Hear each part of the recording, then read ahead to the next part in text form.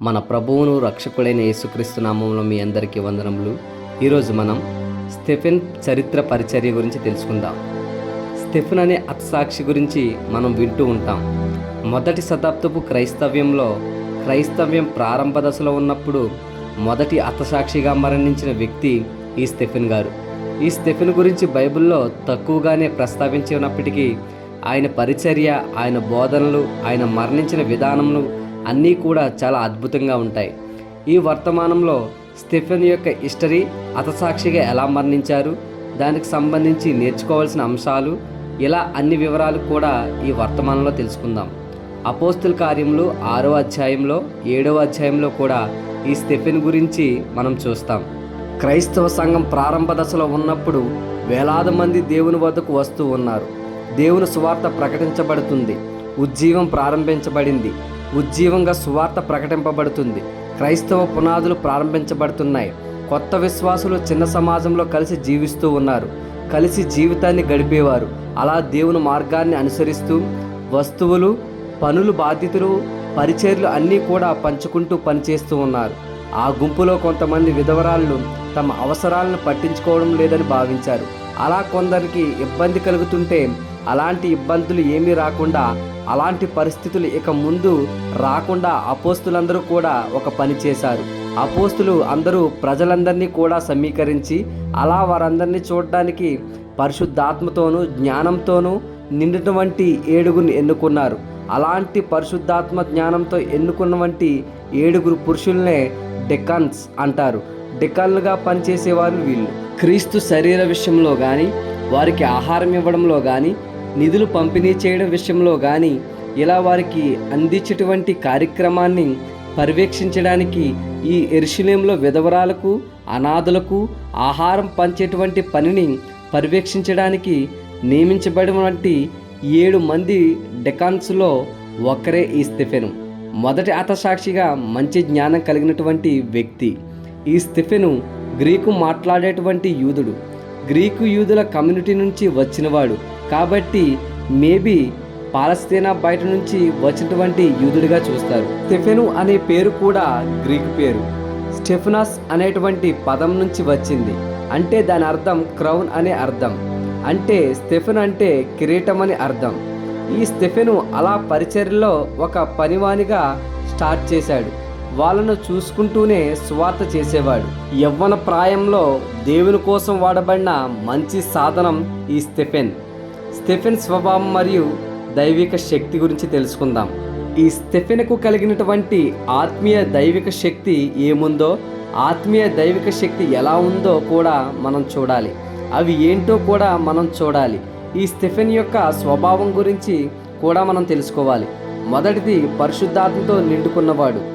ఇతను పరిశుద్ధాత్మను కలిగినవాడు. ఇతను పరిశుద్ధాత్మతో నిండుకున్నవాడు. అపోస్తుల కార్యములు 6వ అధ్యాయం 3వ వాక్యముల ప్రకారం ఈ భోజన బల్లకు ఎంపిక కావాలి అంటే దానిలో కావలసిన మొదటి లక్షణమే మంచి పేరు కలిగి ఉండడం. పరిశుద్ధాత్మతో నిండిన వారే ఉండాలి అని, పరిశుద్ధాత్మతో నిండిన వాడే ఈ స్టెఫెను. ఆ శక్తినే అపోస్తుల కార్యాలు 6వ అధ్యాయం 10వ వాక్యంలో మనం చూస్తాం. అక్కడ సూచించబడింది ఆ యొక్క పరిశుద్ధాత్మ శక్తి గురించి. రెండవది, జ్ఞానంతో నిండుకున్నవాడు. ఈ స్టెఫెను జ్ఞానంతో నిండి ఉన్నవాడు, జ్ఞానం కలిగినవాడు. అపోస్తుల కార్యములు 6వ అధ్యాయం 3వ వచనం ప్రకారం రెండవ అర్హత ఈ భోజన బల్లకి సిద్ధపరిచే వారికి ఉండవలసిన రెండో అర్హత జ్ఞానం. అలాంటి జ్ఞానాన్ని కలిగిన వ్యక్తి ఇతను. అలాగే అపోస్తుల కార్యములు 6వ అధ్యాయం 10వ వాక్యంలో ఆ జ్ఞానం గురించి స్టెఫెన్లో మనకు కనిపిస్తూ ఉంటుంది. మూడవది, విశ్వాసంతో నిండుకున్నవాడు. ఇతను విశ్వాసంతో నిండుకున్నవాడు, విశ్వాసంలో మంచివాడు. అపోస్తుల కార్యములు 6వ అధ్యాయం 5వ వాక్యం ప్రకారం విశ్వాసంలో నిండిన వ్యక్తిగా కూడా వర్ణించబడ్డాడు. నాలుగవది, కృపతో నిండి ఉన్నవాడు. ఇతను కృపతో నిండి ఉన్నవాడు, కృపతో నిండి ఉన్న వ్యక్తిగా కూడా ఈ స్టెఫెన్ను మనం చూస్తాం. ఐదవది, శక్తితో నిండి ఉన్నవాడు. ఇతను శక్తితో నిండి ఉన్నవాడు, శక్తిని కలిగి ఉన్నవాడు. అపోస్తుల కార్యములు 6వ అధ్యాయం 8వ వాక్యం ప్రకారం ప్రజల మధ్య అద్భుతాలు, సూచక క్రియలు కూడా చేసేటువంటి శక్తి సామర్థ్యాలు కూడా కలిగినవాడు ఈయన. ఇలాంటి లక్షణాలు కలిగినటువంటి వాడు శక్తివంతమైనటువంటి, ధైర్యవంతమైనటువంటి, పరిచర్య చేసిన వాడే ఈ స్టెఫెను. స్టెఫెను చేసినటువంటి అద్భుతాలు, ఆశ్చర్యకార్యాలు. అపోస్తల కార్యములు 6వ అధ్యాయం 5వ వాక్యం ప్రకారం a man of faith and holy spirit అని ఈయన గురించి ఇంగ్లీష్ బైబిల్లో రాయబడి ఉంది.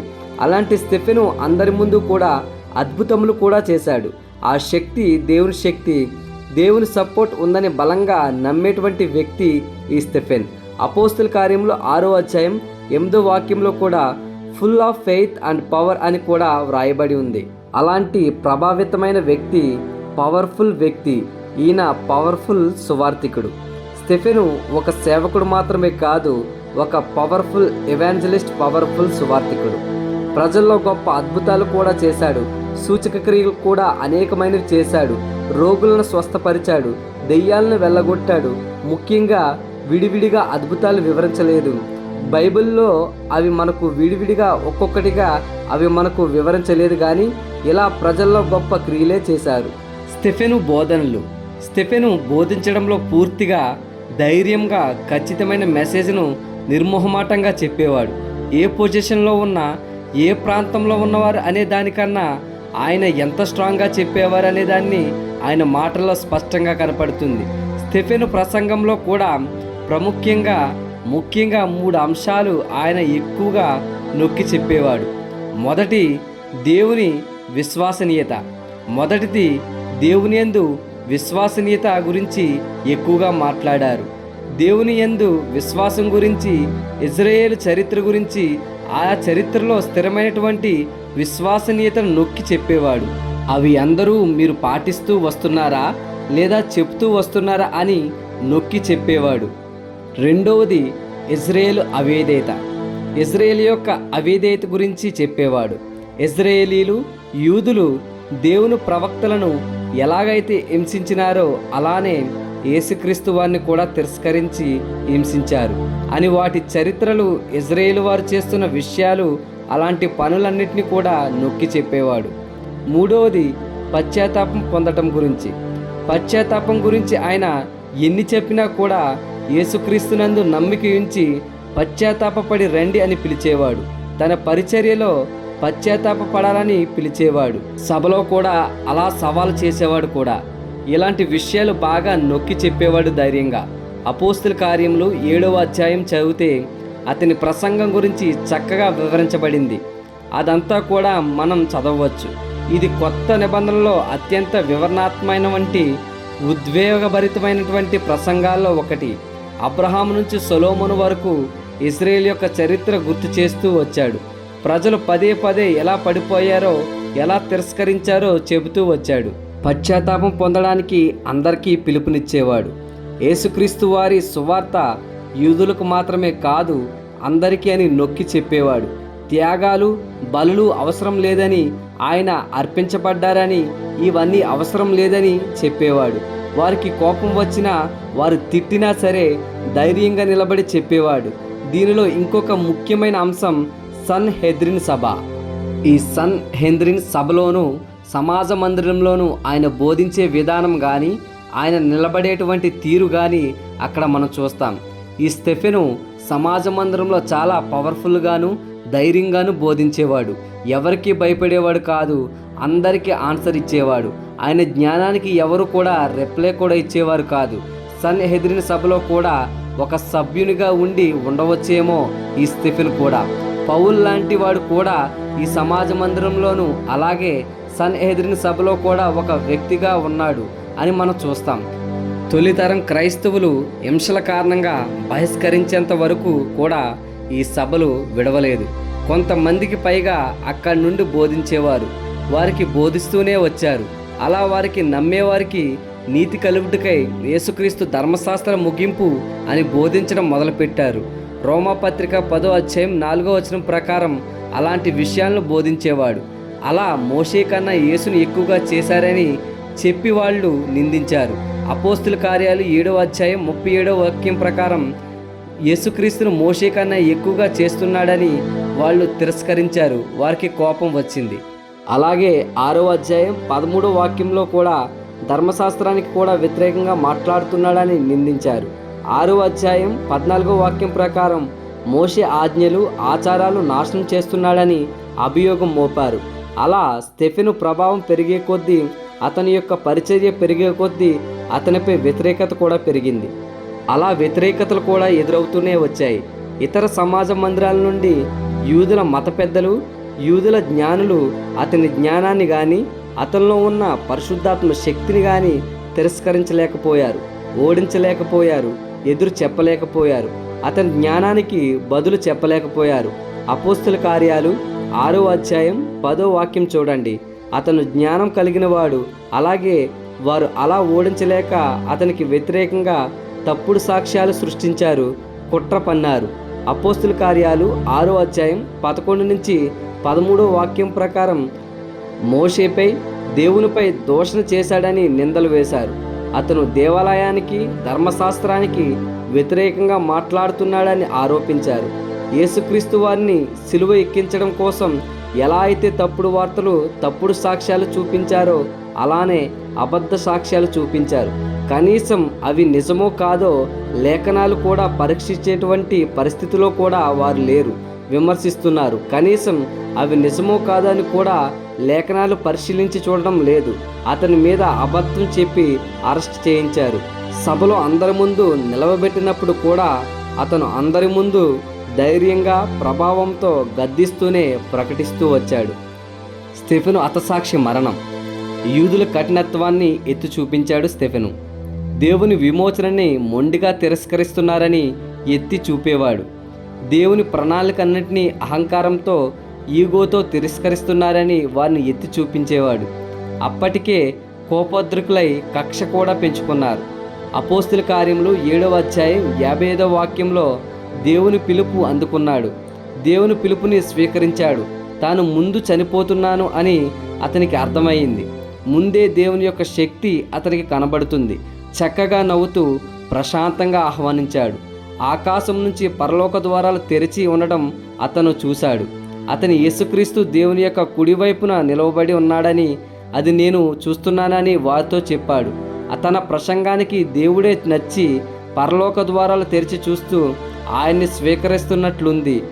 ఆ సన్హెద్రిన్ సభ వారు కోపగించుకొని ఈ పరిస్థితిని చూసి స్టెఫెనును నగరం గోడ బయట వరకు కూడా లాక్కొచ్చారు, ఈడ్చుకెళ్లారు. ఒక చోట పడేసి రాళ్ళు తీసుకొని కొట్టారు. అతనిపై రాళ్లతో కొడుతుండగా రాళ్ల దెబ్బలకి కారుతున్న రక్తాన్ని బెదరకుండా దేవుని వైపు చూస్తున్నాడు. అయినా సరే ఇంకా ఎక్కువగా కొడుతున్నారు. అపోస్తుల కార్యములు 7వ అధ్యాయం 59, 60 వాక్యాలు చూస్తే ప్రభువైన యేసు నా ఆత్మను స్వీకరించమని ప్రార్థన చేశాడు. ఆ సమయంలో ఆయన చేసిన ప్రార్థన చూసి ఆయన సరే ఇంకా ఎక్కువగా రాళ్లతో కొట్టారు. అంతేకాదు మోకాళ్ళ మీద నిలబడి వారి మీద ఈ పాపం మోపవద్దని క్షమించమని గట్టిగా పలికి ఆ తరువాత చనిపోయాడు. చివరి క్షణంలో తనను హింసించిన వారి పట్ల లోతైన ప్రేమను, క్షమాపణను, యేసు నేర్పిన పాఠాన్ని అనుభవం ద్వారా తన జీవితంలో చూపించాడు. స్టెఫెను అలా యెరూషలేములోనికి సన్హెద్రిన్ సభ పెద్దల ద్వారా రాళ్లతో కొట్టబడి ఆయన హతసాక్షిగా మరణించి దేవుని చేరుకున్నాడు. ఆ సమయంలో సౌలు కూడా యవనస్తుడు, విభేదించినవాడు. ఆ సమయంలో వారితో పాటు ఉన్నవాడు. ఈ స్టెఫెన్ యొక్క మరణం సరైనదే అని చెప్పి, చనిపోవాలని చెప్పి అనుమతించిన వ్యక్తి కూడా ఈ సౌలు. స్టెఫెను మరణం తర్వాత పరిణామాలు. ఈ స్టెఫెను మరణం తర్వాత పరిస్థితులన్నీ కూడా మారిపోయాయి. హింసలు చాలా బాగా పెరిగిపోయాయి. అందరినీ కూడా బాధిస్తున్నారు. అందరినీ బాధించి, హింసించి చెరసాలలో వేయించే పనులే స్టార్ట్ అయినప్పటికీ క్రైస్తవ్యంలో మాత్రం దేవుని సువార్తలో గొప్ప ఉజ్జీవం స్టార్ట్ అయింది. కొత్త ఉజ్జీవం కూడా స్టార్ట్ అయింది. ఇంకా మరణానికి కూడా లెక్క చేయడం లేదు. స్టెఫెన్తో స్టార్ట్ అయినటువంటి ఉజ్జీవం, స్టెఫెను మరణంతో స్టార్ట్ అయినటువంటి హతసాక్షి మరణాలు కూడా హతసాక్షులుగా అందరూ మరణించేంత వరకు కూడా కొనసాగుతూనే ఉన్నాయి. మరణానికి ఎవరూ లెక్క చేయలేదు.